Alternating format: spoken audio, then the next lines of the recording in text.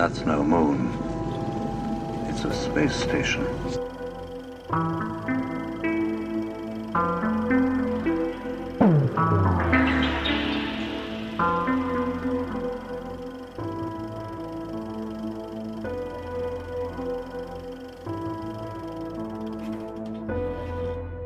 Hey guys, welcome back to the show. So we are just going to dive straight in today, and we actually have two guests joining us that are going to be speaking at the Mind Nexus conference in Tucson, Arizona, September 27th through the 29th, which Aaron and I are both going to be presenting at as well, along with many others such as Carrie Cassidy, John D'Souza. There's a great lineup. Dr. Alex Bloom, many of you may know who he is.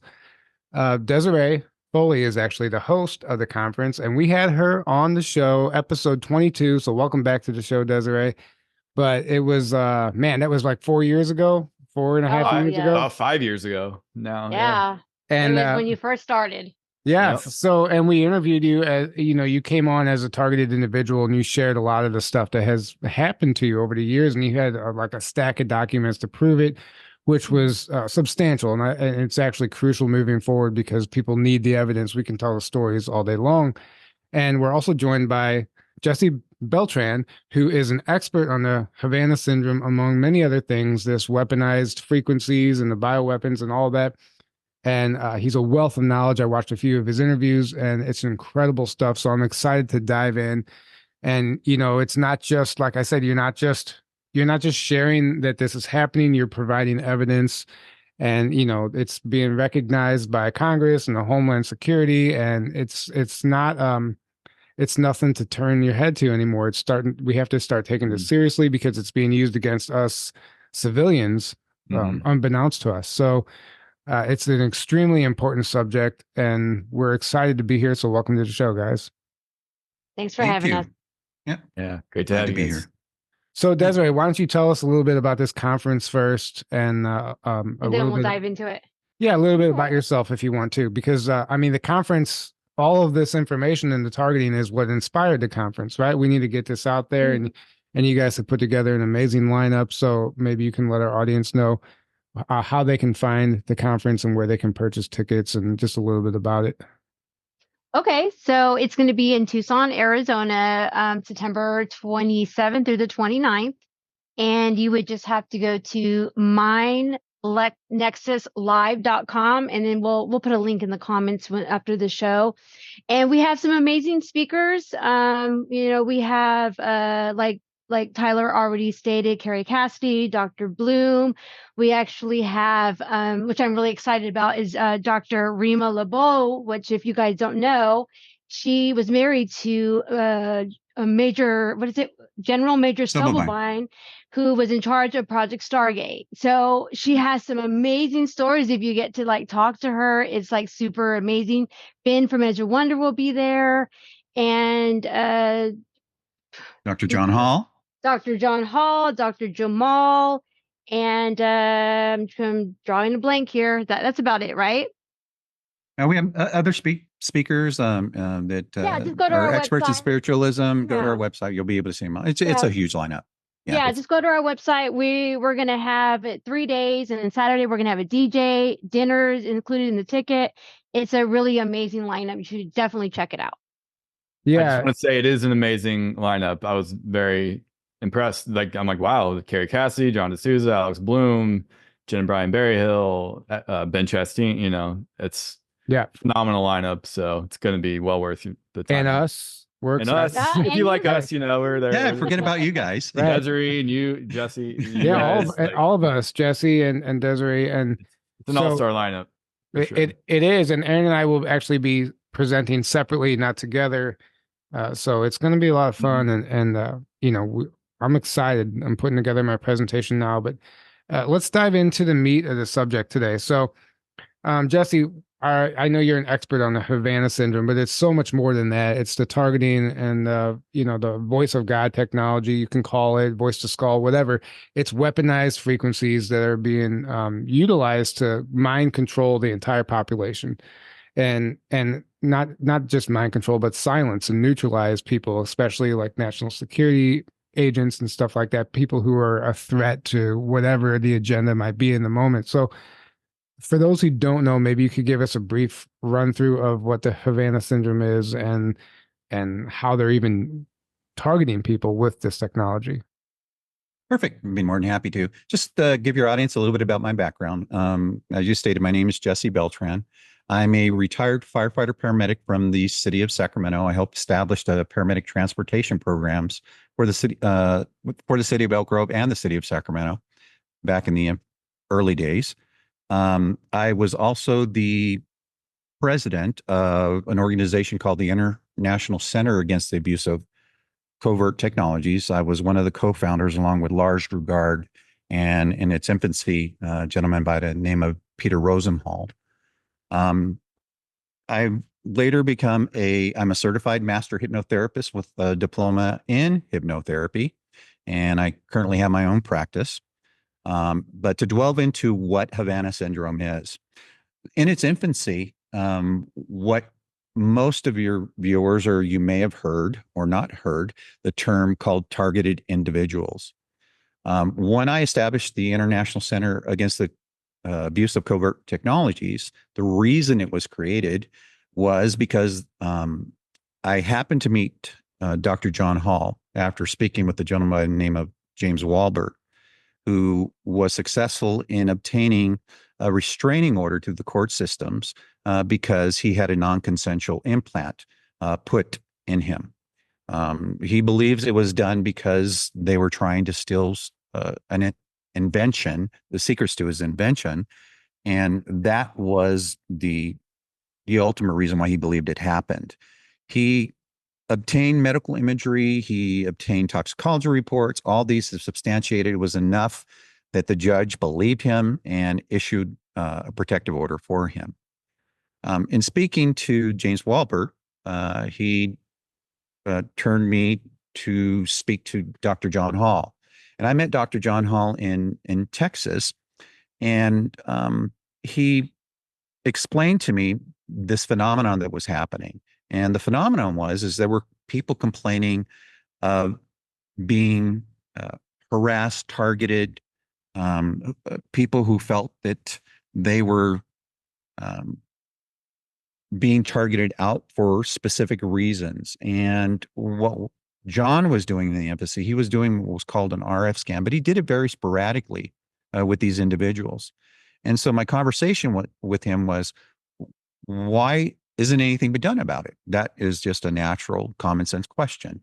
And what he explained to me is that what was happening is because people are taught to go to their physician whenever they have any type of anomalies, you go and tell your doctor everything. And because of the type of symptoms that go along with this, most of them get railroaded into the mental health industry. And it's the worst thing possible for them. They're just getting re-victimized. So what I decided to do was do it on a mass scale. I started in Sacramento, California. Our first meeting, to my surprise, had about 100 people show up.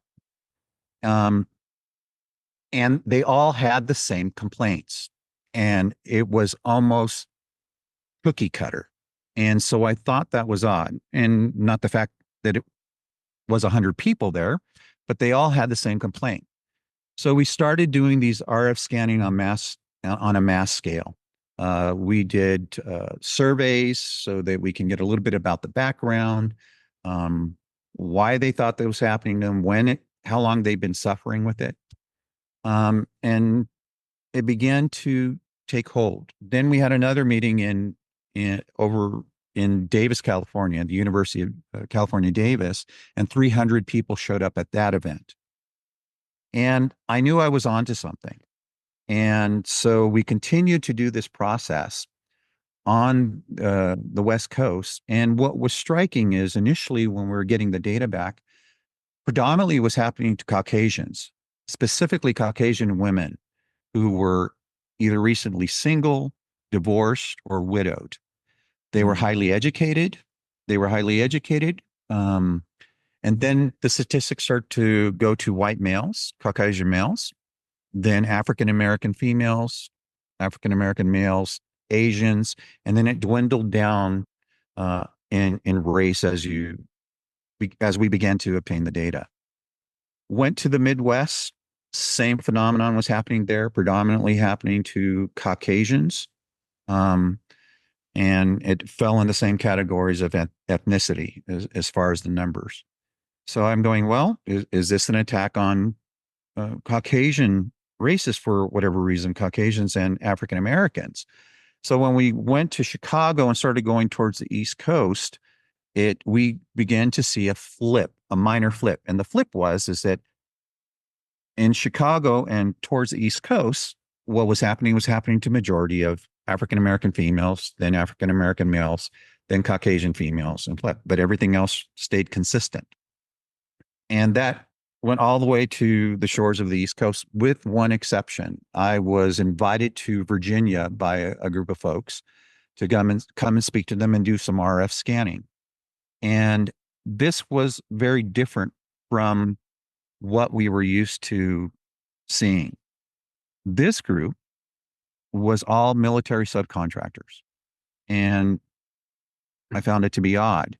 But so your audience knows I have been doing this for over a decade, and I have been involved in hypnosis since 2000 and became certified in 2014 for a reason. And the reason was I began to see something. There were categories of people who were affected severely, moderately, and then those who you would say to low to moderate in severity.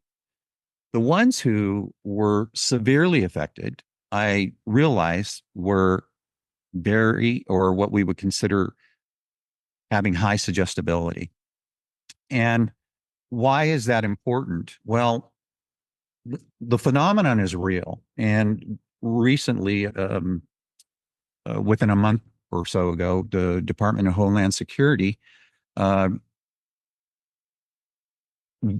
listened to sworn testimony by 3 experts. One of them was a lieutenant colonel, retired.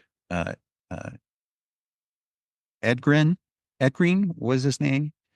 And that's important because this was someone in our military who fought for victims. He fought for federal employees, mainly our soldiers. And he was seeing this phenomenon happening, and they testified and gave what they could that wasn't classified. And I created a video, and I don't know if Tyler, maybe you can provide it to your guests at a later time so they can take a look at it. It's important because we now know that this phenomenon is real and true. So let me go back to the soldiers, the military subcontractors. So I started doing something different with these conferences that I was having and being invited to. I started to open up with asking people if they felt that they were highly suggestible and have everyone raise their hand. Obviously, in this subgroup, no one raised their hand. If I said you were not suggestible, raise your hand. And almost everyone, with the exception of a couple, I think they were just a little shy, raised their hand. And I did something. I wanted to show the fact that these individuals, if you are highly suggestible, you can be covertly manipulated without even knowing it, just by having a normal conversation with someone if they really know what they're doing. And I'm an expert on suggestibility. That's why I'm a hypnotherapist. And so I asked this gentleman to come up. Good-looking guy, fit. He was 6'6", 6'5", right in there, African-American. And him and I just began to have a chat. And he had his hands closed. And by the time we were done with our conversation, I asked, can you please pull your hands apart? And the harder he tried, he couldn't. And he kept fighting. And everyone in the room became shocked. They're like, what's going on? Why can't you pull your hands apart? And he started to have a little anxiety. So that was not my intention. So what I did is I just go sleep. It was that simple. And then we started to give him positive affirmations, to help him with this. And now that you understand you might be highly suggestible, it's the first part of defending yourself and so forth. And then we brought him back and you ask him, now what do you think? And he goes, well, I have to say I'm highly suggestible. But I continued to follow up with him a few times just to make sure that we were on the right path. And he was having issues at work, relationship issues, started to have little onsets of paranoia and things like that. But after he was made aware of this, his life became more towards the normal side. Okay. Now, why do I bring this up? Prior to that, I was contacted by two people. The names Aaron Alexis and Myron May might ring a bell to some people. Aaron Alexis ended up shooting 16 people at the Navy Yard on the East Coast, and Myron ended up shooting people at the university in the research department. These two contacted me prior to them doing these horrific atrocities. And when they spoke to me, they were asking for help. And I began to explain to them that I believe what they're going through is that they believe it's real. And I said there was no quick fix. This is going to be a journey. They were very impatient. And the problem with when someone is on the initial onset, having the symptoms, and I'll explain what those symptoms are here in a second, they either take two modalities. Either it's fight or you fly, or fright. These two guys were very determined, and I can hear it in their voice. They were very impatient. I had no clue that they were going to go and do what they did. Okay. So this is why I think it's important to teach the general population that, number one, education is the first line of defense. Okay. So what are these guys experiencing?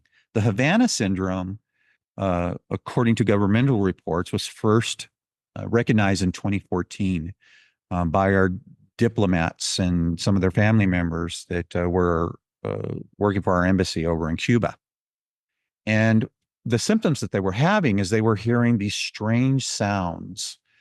They were getting nausea, vertigo, unusual headaches, shocks to their extremities, unusual muscle movements, and brain fog. And eventually, initially, the United States didn't accept it as real. They thought it was some type of group psychological phenomenon. And then what happened is started happening to our to diplomats in Canada and agents. And so Canada was a little bit more forthcoming for those individuals because they believed them, and they started to provide them with resources and work comp and things like that. And then the United States jumped on the bandwagon, and here we are today. So what was unusual with the, I'm going to say ISA Act, which represents the International Center Against the Abuse of Covert Technologies, my whole purpose of that organization was just to get the data. So what I use is what we call SOAP notes. Subjective data is what people complain about. Objective data is what we can physically see, we can test for, whether it be RF scanning, medical imagery, toxicology reports, anything like that, anything that you can concretely see and measure. And then you assess the two and you come up with a plan. And we had a protocol that we followed with everyone. We would do the RF scanning first, a preliminary scan. If there were any results there, then we would encourage them to get medical imagery or studies, whatever they can. I tell them, and I'll give some advice to people if they think this is happening, is you need to be very conservative on how you explain this to medical personnel. Most are not briefed about this, and hence this is our mission. We want to get to the general population. Now that at least the government is saying, well, it is happening to some federal employees and some of their family members. But the bottom line is that we have databases of literally hundreds, if not thousands, of victims, not only here in the United States, but throughout the world. Right. So, yeah. So I was invited by people in government in other countries to come and bring people who I thought might be victims. And they wanted me to test people who were related in the embassies or work for the embassies and so forth. So we used controls there. We took people who weren't victims, and then we took people who we knew were victims and who came up positive on RF scans. And I had to sign an NDA, and they took me to this non-disclosed location that had what is called an anechoic chamber. And an anechoic chamber is basically a very robust Faraday cage. It blocks out huge frequency spectrums from coming into that environment. And what we did is we took those victims into that environment, and to our surprise, is those from the United States came up with similar frequencies, positive inside the anechoic chamber. Those who were in Europe came up with similar frequencies that were different from the U.S., Russia, and the same thing happened from other countries. So this was a fascinating finding. And I believe you have a copy of our phase 3 report. That's the final phase of our testing. And I do have that. I gave that to you in that file, Tyler. Mm-hmm. And so when we came back to the United States with this data, what was happening here is that there was an organization called the Bioethics Commission that was put together under President Obama.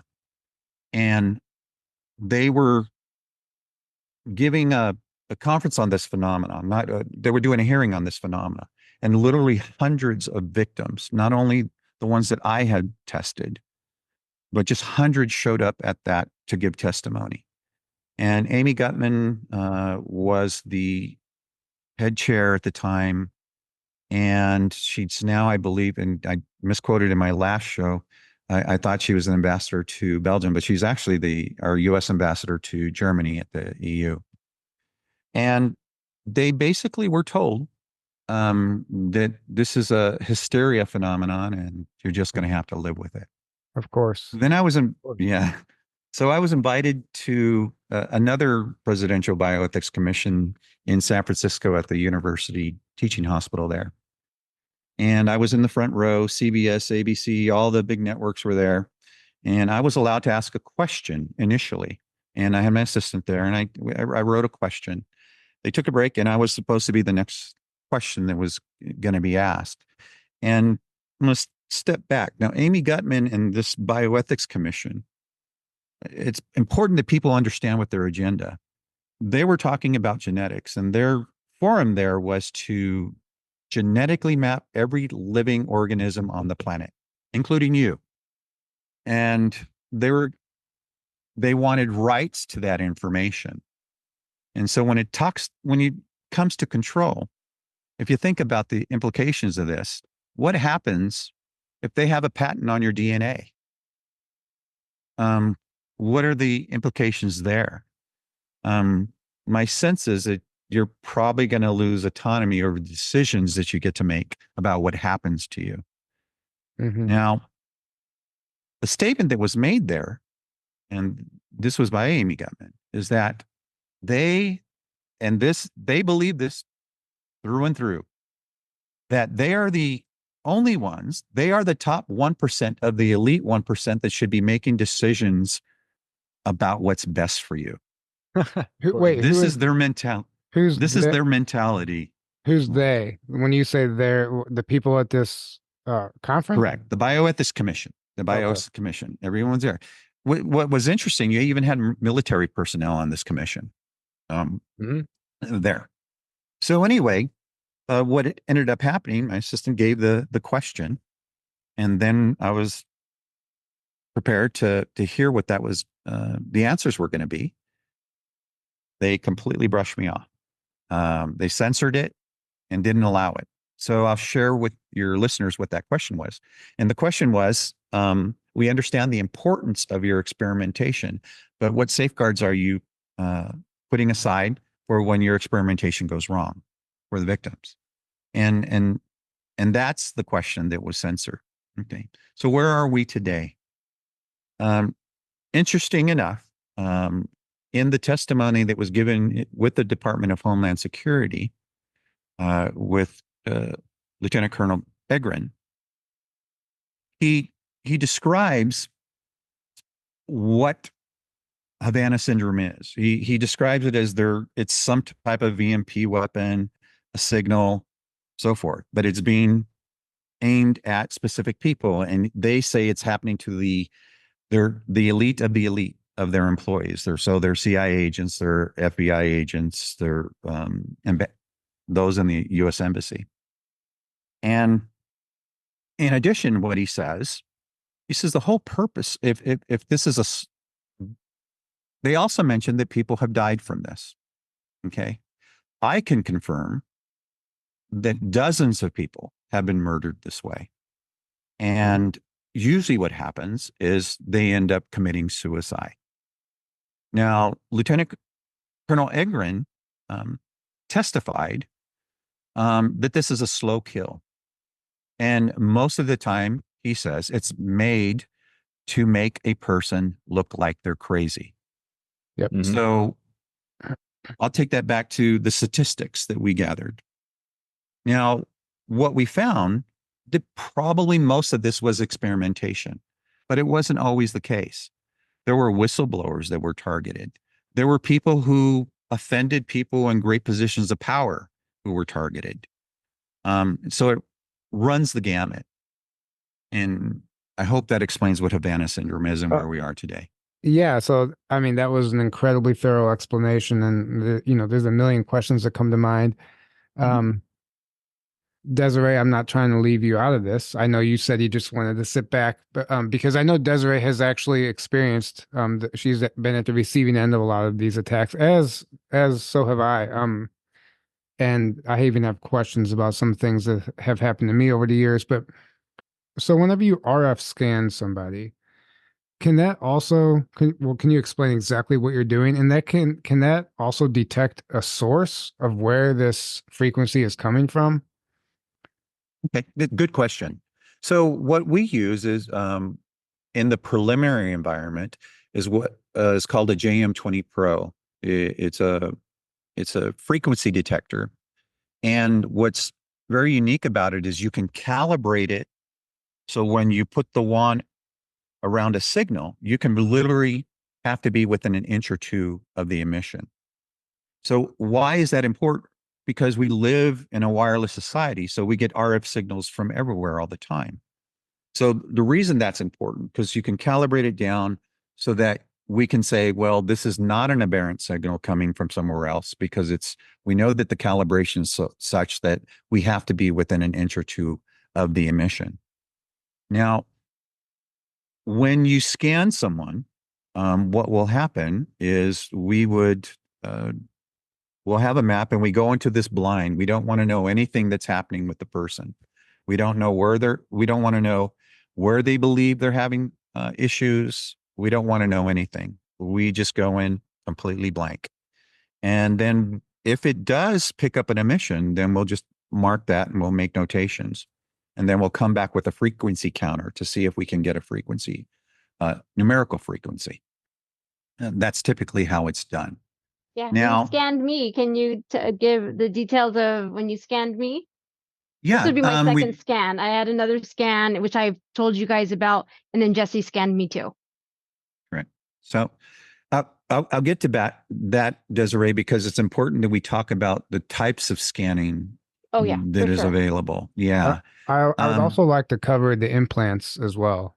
Correct. Yeah. Yeah. And ultimately, this is what we're getting to. So, so there's the preliminary scan with the JM20 Pro, and so that's one mechanism. You can't say someone's implanted just because they come up positive on an RF scan. Okay, you need more anecdotal evidence, whether it's in medical imagery, where in toxicology reports, or what I like to see done is using a non-linear junction scan done after that process. And the reason is sometimes, and we'll talk about the implants here in a second, you can have an active implant, and that's something that's transmitting 24/7, 365 days a year. It doesn't stop. And then you have passive technology. Now, what the nonlinear junction scan does, it will send out a resonant frequency to a passive technology that has ferrous material in it. And this is what it bounces off of. So it'll send the first echo, the echo will come back and it says, oh, there might be something there. Send another one, comes back, oh, confirms there is something there. And it'll send a third one. And then that's the ultimate verification that there is a passive device. But what this does, it activates the passive device so that you can get that detection and the location of where that is. So Deserie has had both. And if you look at her reports, what was really intriguing is, number one, the individual, the qualifications that he did. I guess my understanding is that there are very few people with this certification. He did this for the military. Right? Correct, Deserie? Yeah. Yeah, he was he got certified by a general. Yeah. Mm-hmm. And so this is why I say it's important. So what were we finding? We have cases now where they are removing implants. And these implants can cause a lot of havoc throughout the human body. And what they're finding is these things are so small today that you can put it up to the date on a penny, and they're literally the size of one of the numbers on the date, and even smaller. Okay. You have a case of David Larson down in Southern California, who was a politician, and he was having these exact same symptoms and ended up having surgery and had multiple implants removed, over 10. And I believe you also have that report. And you can show your audiences the size of these implants that were being pulled out. Now, Dave sued and he lost. And the reason he lost is because the judge says that he gave permission to participate in an experiment. And he did. But the problem is he didn't have full disclosure. And this is what happens very often, is that when people participate in experimental testing or procedures, is that they are not given full disclosure. And it is my opinion that if you don't get full disclosure and it's only partial disclosure, is because the intent is to deceive. Exactly. Right. You have to give an individual 100% of the information as to what is going to be done, what they might be risking, and what they might be giving up in their lives. Right. Yeah. Because I know in Dave Larson's case, if he knew, he would never have consented to this. They would never sign up. It's called lying by omission. It's deceiving by omission. Yes. So how are these implants being implanted? Do they all show up on medical imagery, or are some undetectable? I mean, are we talking about nanotech that can be consumed through a drink? Is this being done while people are sleeping? You know, somebody coming into your house and implanting. You know, it's a serious matter, and I'm sure that has happened before. But I think they have sophisticated technology today where they can eliminate the process of being. You know, they can eliminate the person, the individual, and there's other means of transmission, right? Correct. Let me answer this one. Let me answer. Okay, maybe you can answer it. Okay. So, how to get the nano inside your body? There's several different ways, but I'm going to tell you a couple of ways that it was done to myself. My doctor, who is a toxicologist, had asked me to put some cotton balls into my air ducts. And I did that. I put them in my air ducts, and I left them there for 24 hours. And then I sent them off to her, and she said they tested positive for nanotechnology and that they are putting it in through my air ducts, and I'm actually breathing it in. And another way too is dental work. That's a big way that they get it into you. And it's usually, I don't know if anyone had dental work and then you wake up and you're like, you weren't supposed to be asleep and you were slept for the whole procedure. I mean, that happens too. I don't know if you want to add to that, Jesse. Well, what I can speak on is what I do know. We are seeing a lot of these victims coming up positive in the TMJ area. TMJ is the temporal mandibular joint, which is basically the jaw area. When you do go to a dentist, how many times do you get the needle way back in that corner? And there's a void. It's a perfect place to put something, right? That's one way.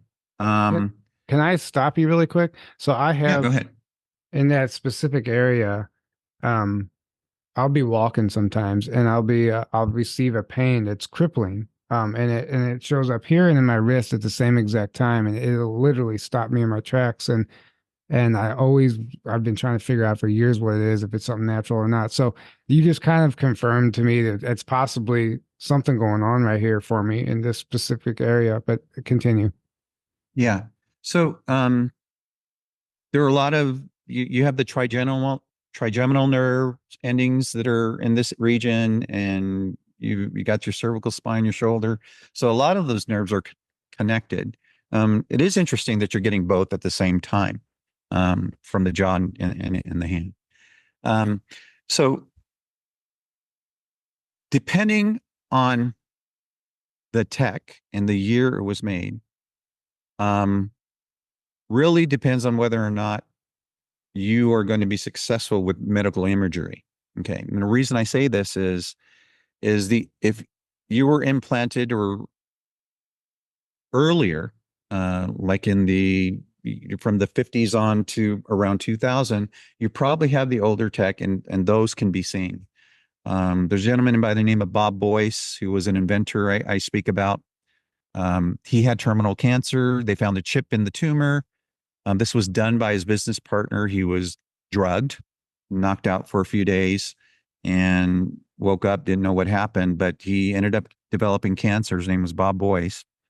And when I spoke to him, he just succumbed. He goes, look, he goes, Jesse, I was just succumbing to dying from this cancer.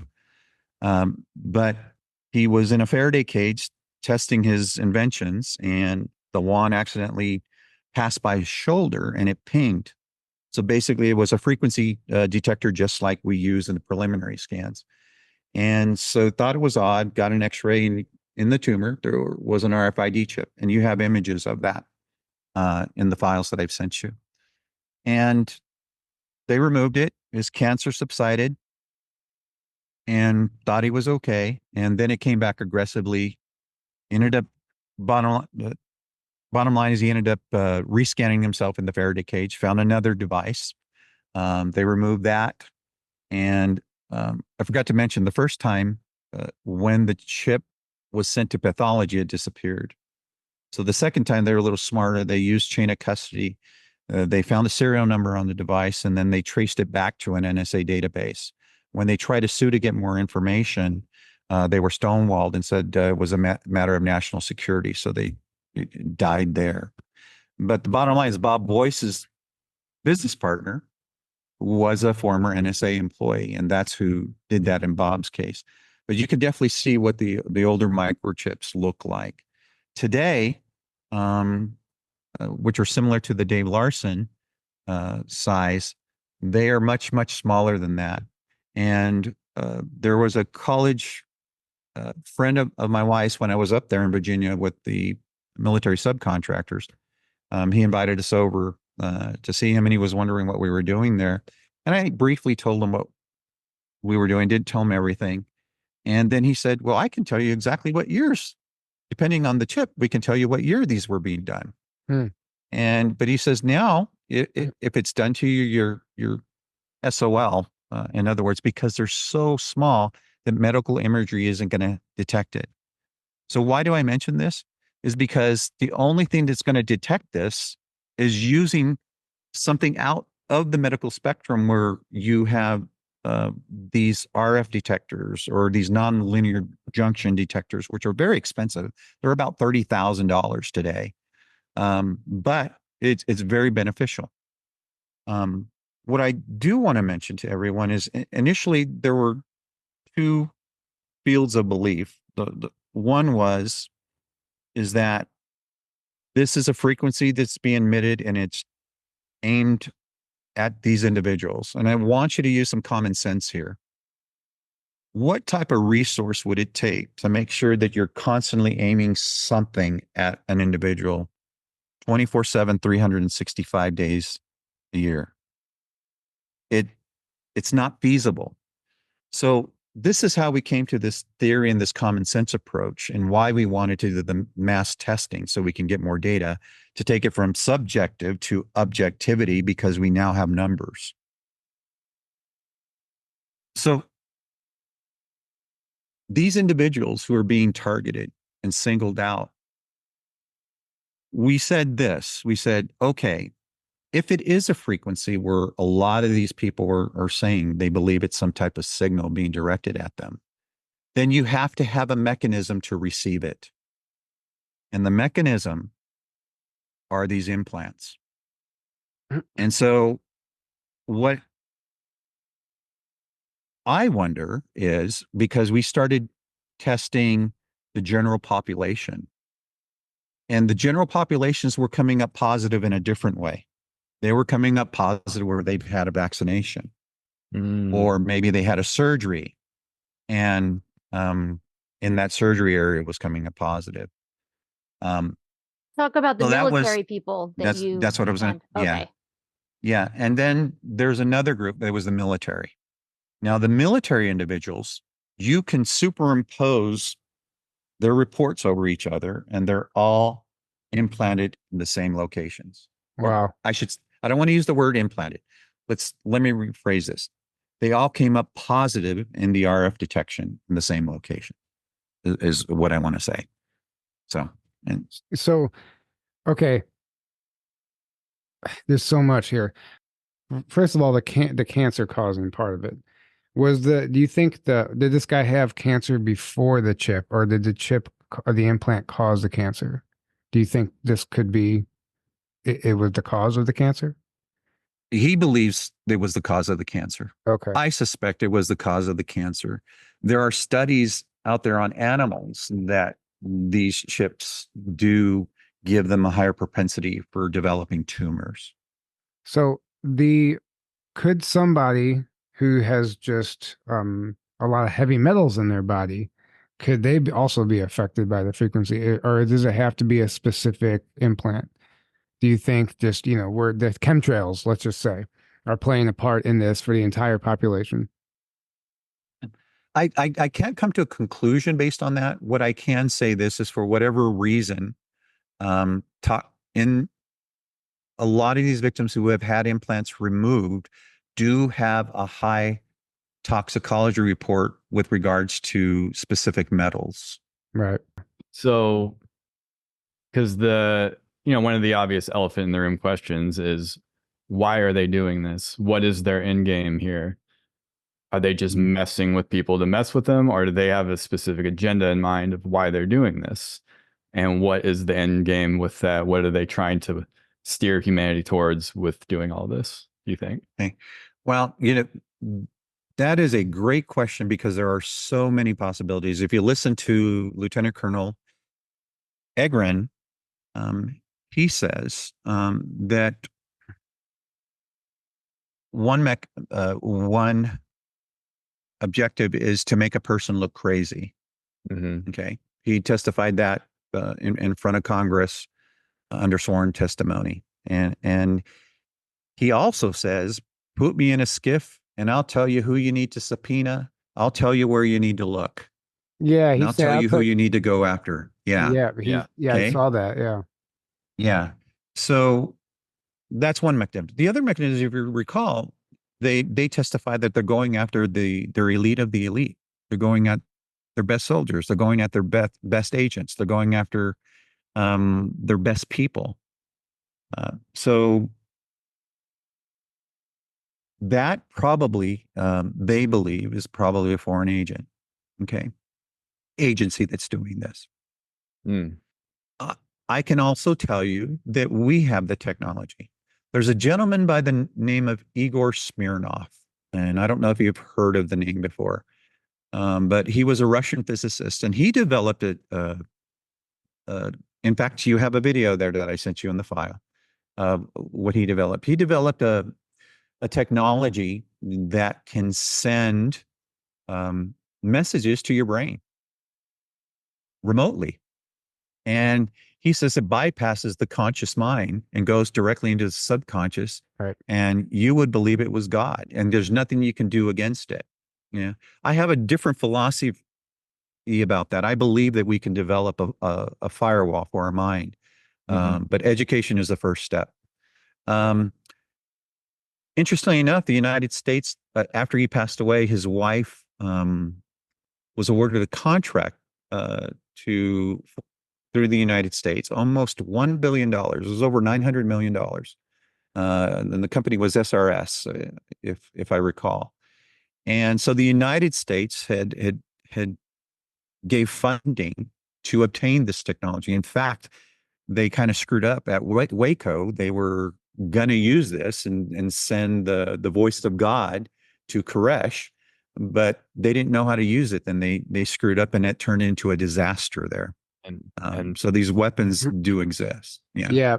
And I've, when we did our research on the voice of God technology, all of the school shootings, almost all of them, every single case, the shooter said that God told them to do it, or some entity, some voice told them to do it. And they were all on medications, yes, drugs, where it was making them much more susceptible to that technology. Correct. Yeah. Well, if your mind is in an altered state and you are highly suggestible, just imagine what you could do. You can get a person to do anything and not remember. right. Now, if you're making them, if they're religious and you want to manipulate them, then you make them believe that they're talking to God. You can do all sorts of things.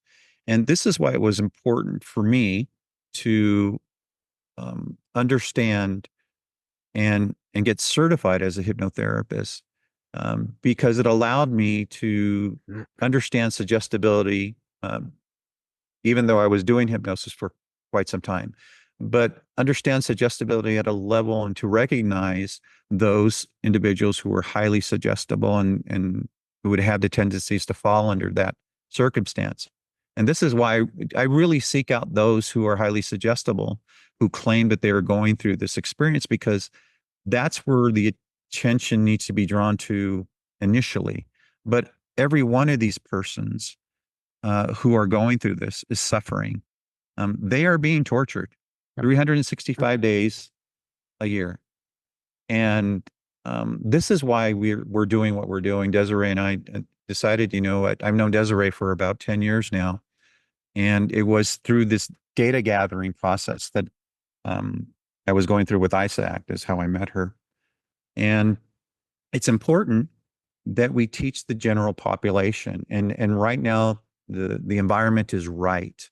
With the advent of the Homeland Security and our government saying, yes, this phenomenon is happening, although they're only saying it's happening to federal employees. They're not admitting that it's happening to civilians, but it is. And they're saying the first event was in 2014. I can tell you 100% that in 2009, at least we were documenting that. And I know of some cases as early as 2004. So.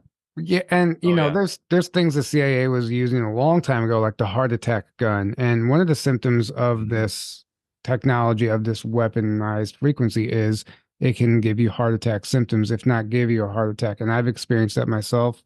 And one of the things I heard you mention earlier was electric shocks. Now, this is something personal to me, because I've suffered from this. Depending on this situation, what I'm doing, who I'm with, as I'm falling asleep, it'll feel like my entire system is shocked, like I'm being electrocuted, and it just like it fries my nervous system, right? And it'll happen all night. As soon as I'm about to fall asleep, it's like somebody's sitting there with a button, and it only happens whenever they're trying to stop me from, let's just say, enjoy the experience or where I'm at. It typically happens like on a trip, when I'm trying to go do some spiritual work or whatever. They really fuck with my vibe and my frequency to the point where I don't sleep, and it's just a chain reaction after that. So to me, after listening to you, that would tell me that I'm sure there's something. I have implants. that are being somehow activated. I mean, I don't know. I'm not trying to play the victim to this, but it's something that has actually caused me a lot of problems. Yeah. Well, the electric shocks is a key thing. Obviously, we are electrical beings. Our whole, neurology is all based on electricity and nerve endings. And so that's why if you take a 9-volt battery, you put it to your tongue, you feel that. Right. Now imagine you have an implant which functions off of RF signals, which creates a voltage. That can most definitely interfere with your neurology, and you'll get these electric shocks, twitches, movements that you don't normally get. Now, I have to caution everyone, I'm not a doctor. I'm not a psychologist. I'm a hypnotherapist. I do work in conjunction with psychologists and psychiatrists because I do have to partner up with them in certain cases. But there could be some medical explanations for those type of things. But in this environment, if you're coming up with positive on an RF scan, it kind of want to makes you go in a different direction. It's probably not a disease process, is what I'm getting at. Right. Mm-hmm. Right. So Deserie, do you want to add to any of this? I know you've had a number of implants identified. Have you had any of them removed? Oh, I wish. Oh. No, I got scanned with I would say 2018 I was scanned and came up with showing at least 6 different devices in the body that was emitting a signal. They were able to capture that frequency, and also my doctor was able to identify who owns the license to that frequency. I think you like have to have money to get it taken out. And then I know my doctor said that some other doctors were taking them out, and then they were losing their license to do surgeries because they were going after their license because they said you didn't put it there, so you're not allowed to take it out. It's not your property. So now, like, I would love to get them taken out. Like, I'm kind of just like, waiting for a doctor to say, hey, yes, I'll take it out. I know several people that have taken it out. And so Jesse had given you some documents. You should, if you can, put those documents so everybody can see what they look like. And it's real evidence. And then again, I got scanned again. I would say, was it like 4 months ago, Jesse, when you scanned me? Mm-hmm. Was it like 4 months ago he scanned me? And it was showing mostly, right here and some in the back, right here in the back of the neck. And it pretty much matched up with the other test that I took. But right. And I want to bring something up. Aaron, were you going to say something? No. That was pretty much it. Yeah, I was just going to say, and your story is it was your ex-husband that was it CIA that he was connected to, or was it DOD, or I forget which intelligence agency? Well, okay. So I'll touch on it a little bit. Okay, so I'm not 100% positive it's him. There's always that 1% that it's not him. Mm-hmm. But I can say that it started happening while I was going through a divorce. That's when all the weird stuff started happening to me.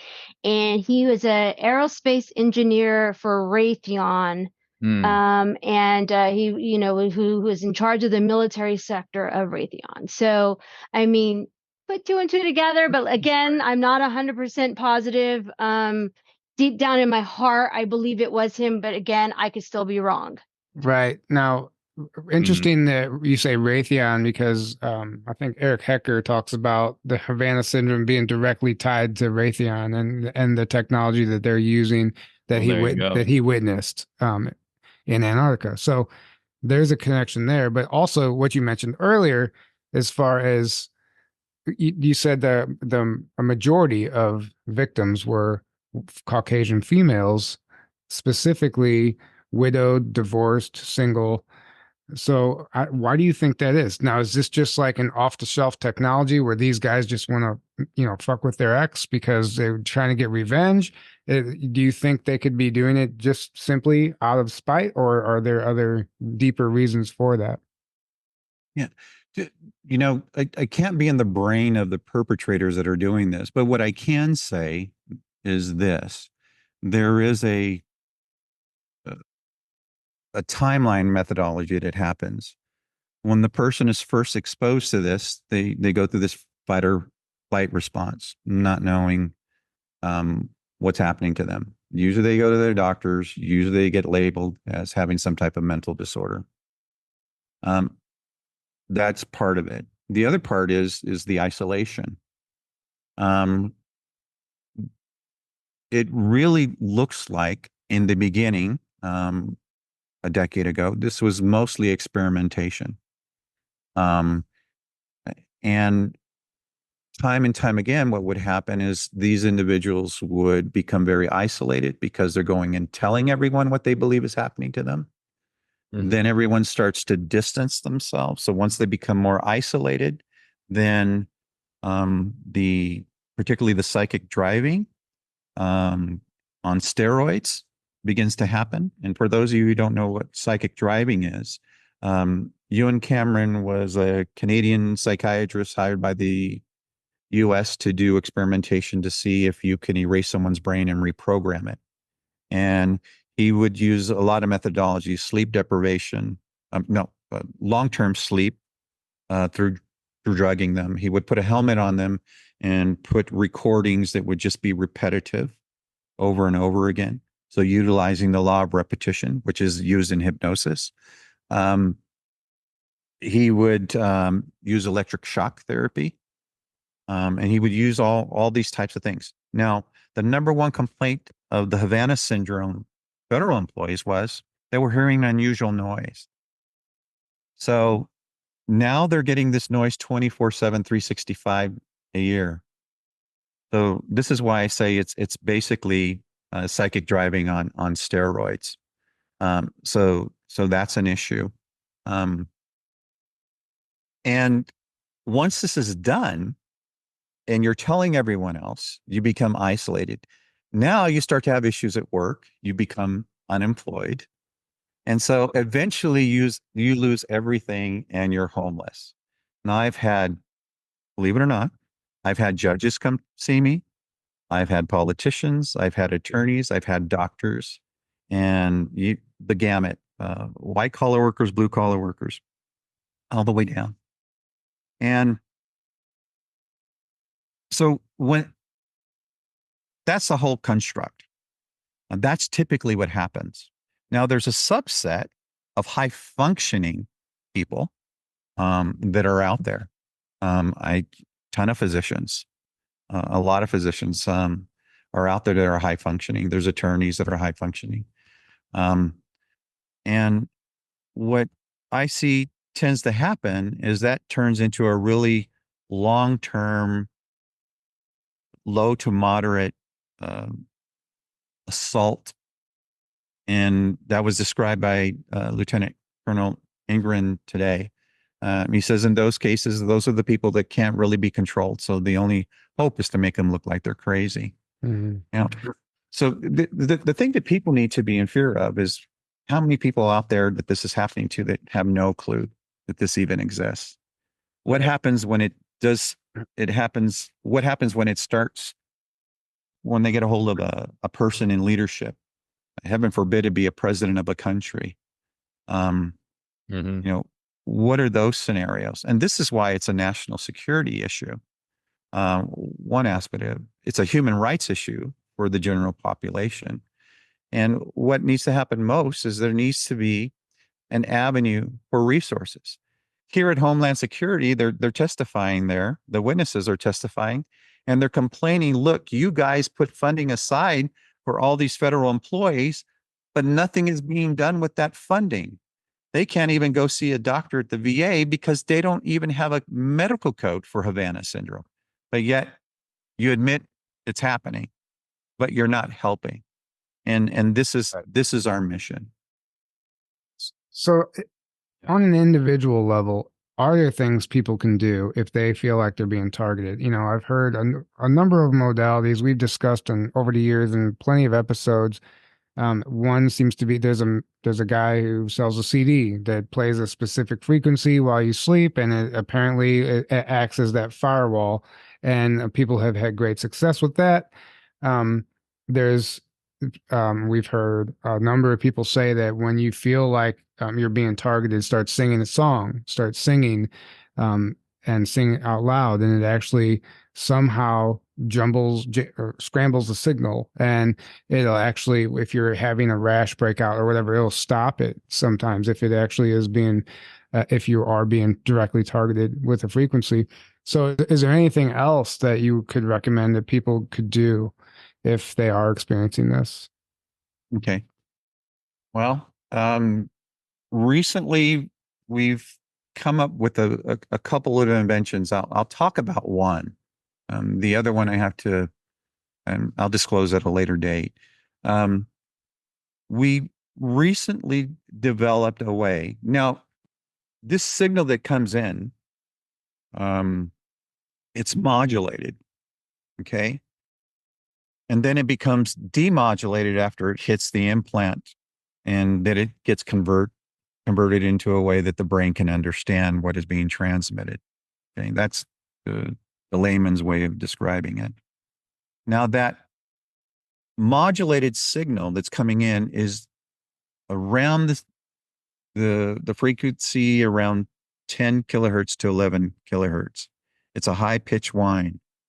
And sometimes individuals describe it as someone's doing this with the volume, turning it up and down. Mm-hmm. Okay. Now, that's not tinnitus. Tinnitus doesn't do that. Okay. Because most of the time you'll go to the doctor, complain about this unusual ringing, and then they just, either you've got Meniere's disease or tinnitus, and that's usually the blanket diagnoses. We recently developed a way. Now hearing this 10 kilohertz to 11 kilohertz frequency 24/7 does not allow your brain to rest. And so you become sleep deprived, fatigued, and that causes all kinds of other issues. But we recently developed a way utilizing a frequency generator, and a very inexpensive way, as long as you have noise canceling AirPods or a headset, we can teach you how to counter that modulated signal. Doesn't get rid of the demodulated message, but it does counter that modulated signal. And what's nice about it is, as that signal changes in frequency hopping, you can change with it. And what it does, it allows your brain to rest, and you get a decent night's sleep, and you're not fatigued anymore. It gets rid of the brain fog, is what we've learned, and now we've tested it. I don't think I've had a failure with it yet. Right. So it's helped everyone so far who's tried it. But there is a way to do that. And if you have someone who's really in crisis and that's what they're complaining about, we can definitely help them with that and coach them on what needs to be done. Will you be scanning people at the conference? Will you have an RF scanner, and will you be offering that? I thought about it, but it takes about, to do a thorough scan, it takes about an hour and a half to 2 hours per scan. Right. So I'm probably not going to be able to do something like that at the event, because I'm going to also, as one of the managers, I need to make sure maybe that we'll just do you, Tyler. flow is going right. Well, but Tyler, right, Jesse? Maybe we'll if just you'd like do Tyler. I'd be more than happy to do that for you. No, there. I mean, it's honestly, I would absolutely love that, because there are some things that happen that only this type of technology would explain. So if I could identify anything like that at least set me in the right direction, that would be great. So yeah, and we have some resources for you, if, like, depending on what we find, that we can guide you and coach you on what I would do next. Right. Yeah. So, Deserie, Aaron, I mean, did you guys want to add anything to this before we start wrapping it up? I mean, this is a heavy subject and we could go on and on forever about this because we're only really touching the surface of it right now. But did you want to add anything, Deserie? No, I'm good. Thanks for having us. Yeah, of course. And Aaron, did you have any last questions before we wrap it up?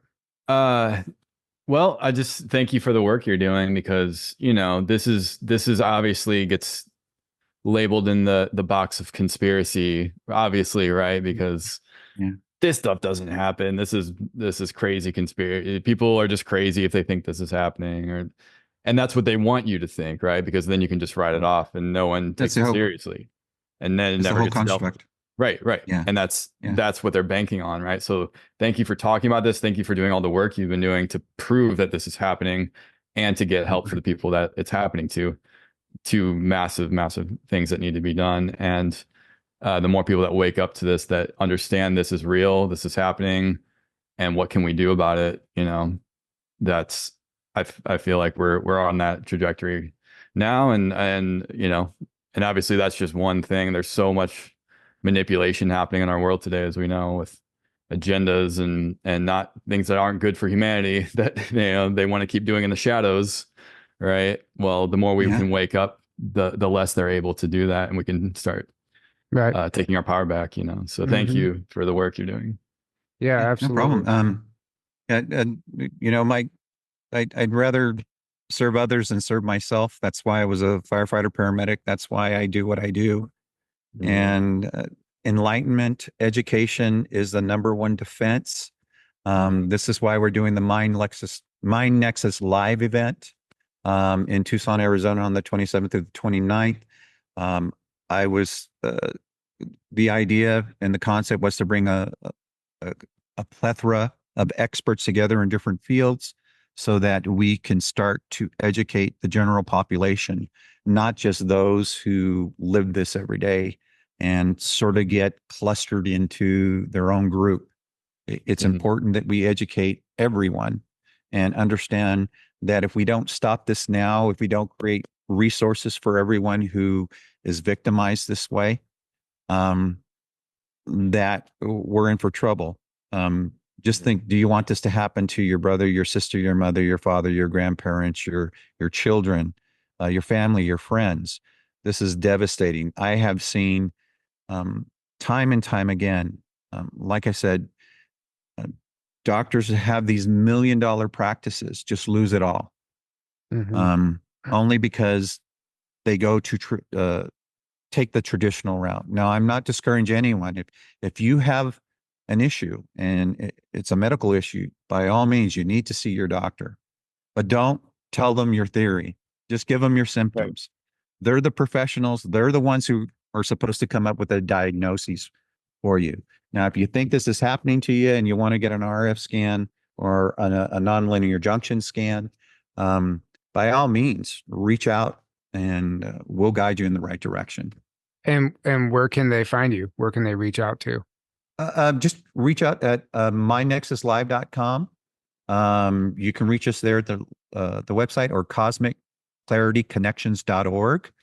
And you can just go info@cosmicclarityconnections.org and we'll be more than happy to guide you in the right direction. Also, if you're curious about your suggestibility and where you fall, if you go to the website, there's a link up at the top that says suggestibility, and for free, it will take you through a couple of quizzes, and it'll give you your suggestibility score. If you fall into the highly suggestible, it'll automatically flag us and we will reach out to you. Wow. It's a small minority. Okay. I'm going to try that. Yeah. Okay. I mean, okay. I think at some point in our lives, we were all highly suggestible before we learned about this stuff. So, yeah, that's very important. And I just wanted to also let our audience know there is a discount code right now. Am I correct about that for the conference? MindNexGo, MindNexGO is the discount code, and that will give you a discounted ticket through July 15th, correct? That is correct. So tickets are $444, and with the discount code, the ticket becomes $374, and that's a great deal. And so it's a 3-day event, correct? It's Correct. Dinner included. Two catered dinners, and DJ. we'll give you an opportunity with the DJ so you can mingle with all of the speakers and get to network with like-minded minds and ask more questions and get answers that you're looking for.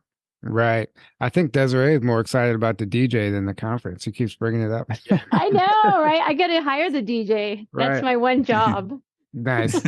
Nice.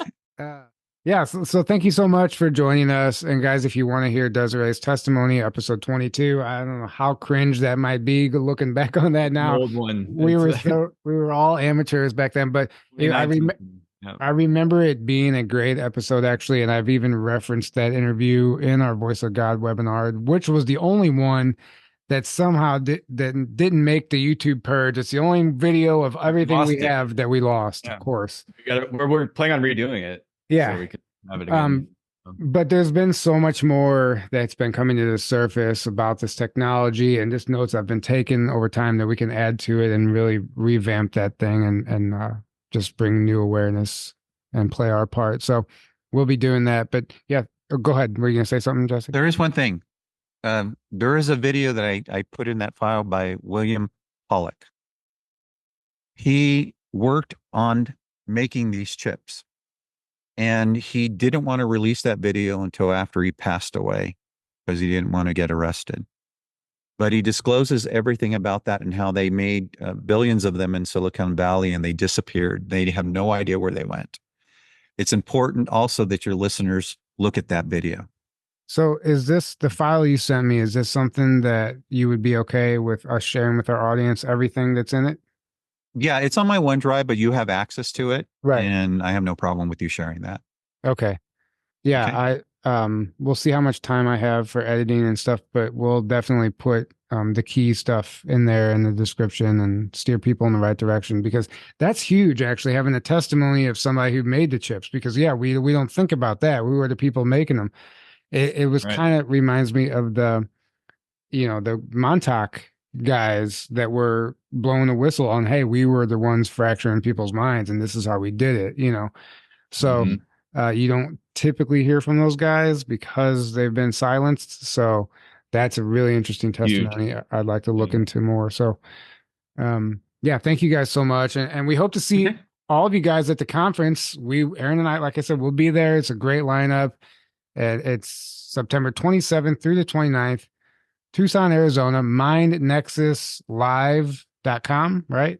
Correct. That's correct. And grab your ticket and come hang out. It's going to be a great time, and it's going to be a nice weather in Arizona there at that time, I would believe. I don't know. Maybe it might be hot. I have no idea, but it'll be a little hot. Yeah, it'll be hotter than where we're at, but right. It won't be July degrees, Yeah, it'll be a little hot. It'll still be in the hundreds. It'll still, It'll still be. I lied. It's going to be hot, but still come out. No humidity though. No humidity. Come hang out anyway. We're used to the humidity, right? Actually, a lot nicer. This was amazing. Thank you, Jesse. You're a wealth of knowledge. I mean, no problem. You know your stuff, and clearly, you're the right guy to be behind this and involved with this project. So we're definitely honored to be a part of it, and we can't wait to see you guys there in person. So. Until next time, guys, we love you all. We can't do this without you. And just a quick reminder, if you haven't signed up for our Patreon yet, it's only $5 a month. And our upcoming webinar is going to be on the secret journey to Planet Serpo or Project Serpo or Project Crystal Night, whatever you'd like to call it. But it's a very interesting topic. It's one of the ones that actually got us. It was one of the early ones that caught my attention and kind of in the early days of my awakening. So we're going to do a deep dive. We realized Aaron and I just recently visited Devil's Tower, and there's a connection there, which we'll talk about. But we realized not a lot of people actually know about what happened and under Kennedy's watch. And this might have been another reason he was assassinated. So we're going to do a deep dive there. And that link is below in the description as well. So sign up for the Patreon if you haven't. And until next time, have a great evening. We love you. Good night.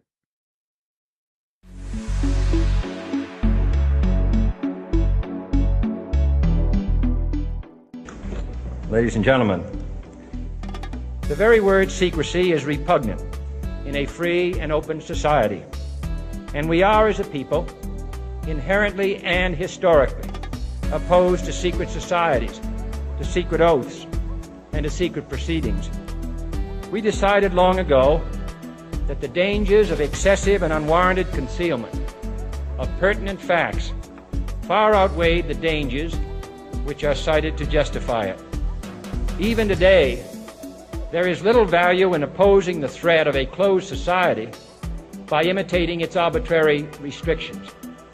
Even today, there is little value in ensuring the survival of our nation if our traditions do not survive with it. Our constitutional journey did not stop then, and it must not stop now, Judge. And we'll be faced with equally consequential decisions in the 21st century. Can a microscopic tag be implanted in a person's body to track his every movement? There's actual discussion about that. You will rule on that, mark my words, before your tenure is over. Dr. Francis Collins is the director of the National Institutes of Health. Let me just say a word, though, about neuroimaging. Certainly the problem of incidental findings, though, is an enormous, obvious overlap with the genetic situation.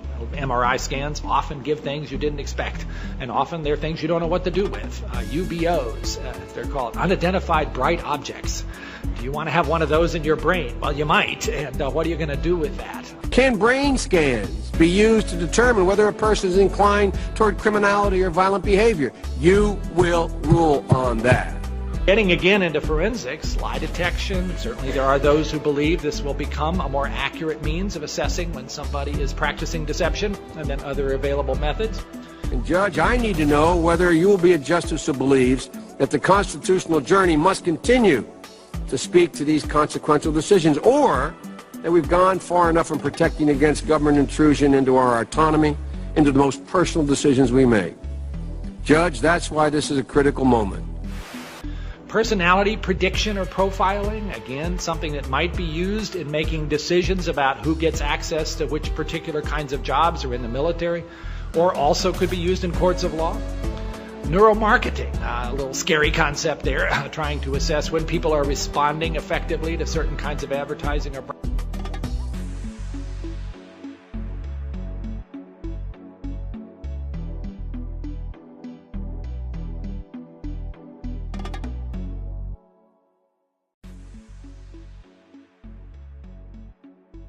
Security Subcommittee on Counterterrorism, Law Enforcement, and Intelligence will come to order. The purpose of this hearing is to receive testimony from expert witnesses from the national security realm that will inform our understanding of anomalous health incidents, or more commonly known as Havana syndrome. I now recognize myself for an opening statement. Good afternoon and welcome to the Subcommittee on Counterterrorism, Law Enforcement, and Intelligence. We're holding this important hearing to examine anomalous health incidents, otherwise known as AHIs or Havana syndrome, and discuss the potential targeting of U.S. government officials and their families in the homeland and elsewhere. Although this issue has recently gained significant media attention, the issues surrounding anomalous health incidents or Havana syndrome are not new. Dating back to 2014, a number of U.S. diplomatic, military, and intelligence officials and their families have reported major medical symptoms that have affected their auditory and sensory motor skills. These issues became public in late 2016 after a group of Canadian diplomats and U.S. government employees and their families assigned to the U.S. Embassy in Havana, Cuba, began experiencing similar symptoms. After the reported incidents in Havana, government officials and their families began reporting similar symptoms in the People's Republic of China, Vietnam, Germany, Austria, Serbia, Australia, Taiwan, Colombia, as well as here in the United States. Examine the anomalous health incidents affecting a range of U.S. national security personnel, including intelligence officials, members of our armed forces, and diplomats. Sometimes referred as Havana syndrome, anomalous health incidents were first reported, as the chairman suggested, back in 2014 by U.S. personnel assigned to our embassy in Havana. Many have described the symptoms that were chronic and debilitating. Sadly, these incidents have not been isolated to Havana. U.S. personnel have reported such incidents in Hanoi, Vienna, London, Moscow, as well as here in the United States, in Washington, D.C., Virginia, and Pennsylvania. Mr. Chairman, ranking members, congressmen, it is an honor to speak with you today and give voice to the unseen, the U.S. government, AHI survivors, and their families. My name is Greg Edgreen. I stood up and led the DIA's task force, which was in charge of taking care of our survivors and determining the cause. For background, I'm not an analyst. I'm a retired Army and intelligence officer. The following are my personal opinions and do not represent the opinions of the government.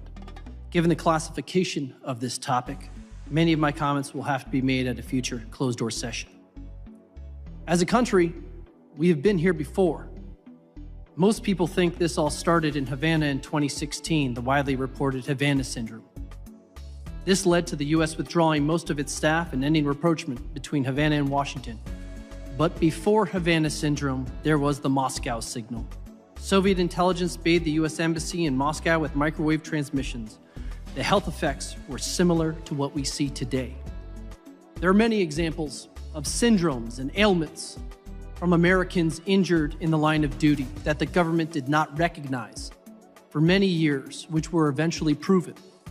Agent Orange used in Vietnam, the Gulf War syndrome, burn pits during the forever wars of Iraq and Afghanistan.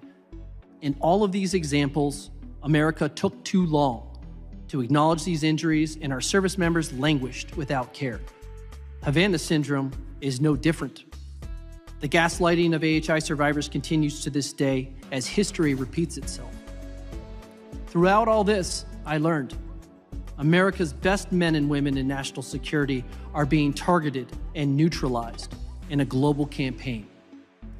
AHIs have been reported in the press in every continent except for Antarctica, with a large percentage of these attacks occurring in the homeland, an American, in this town. Disturbing.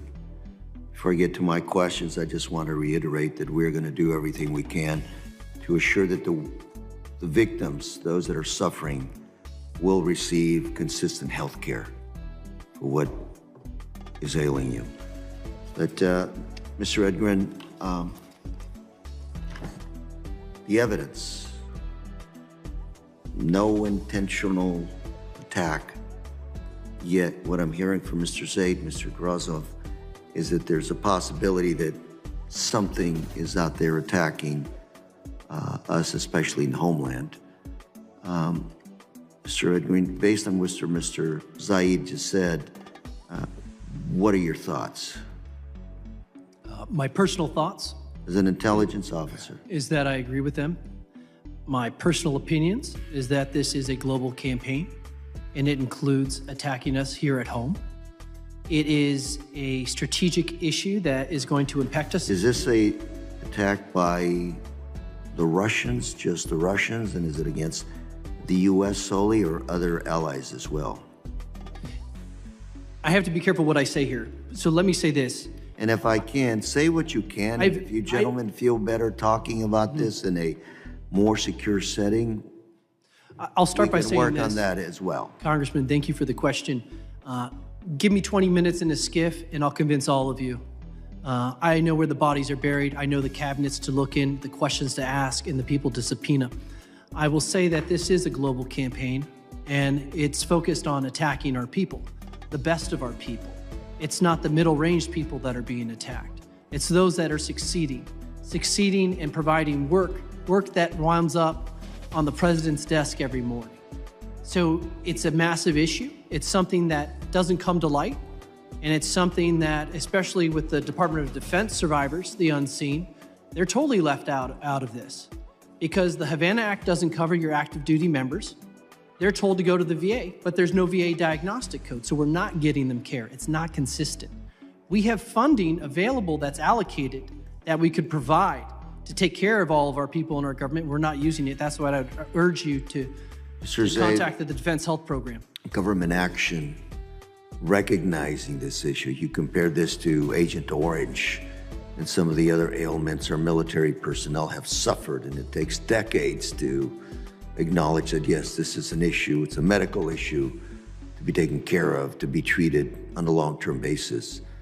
It's kind of where we started today. I think that I agree with you and with the chairman and Mr. Swalwell, who worked on this issue for a long time, that we do have to take care of the victims the best we can. Now we're shifting to something else, which is essentially a cover-up.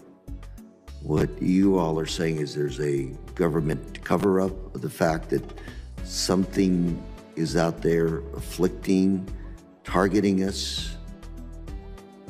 Is this where we're going with this? Thank you. Great points.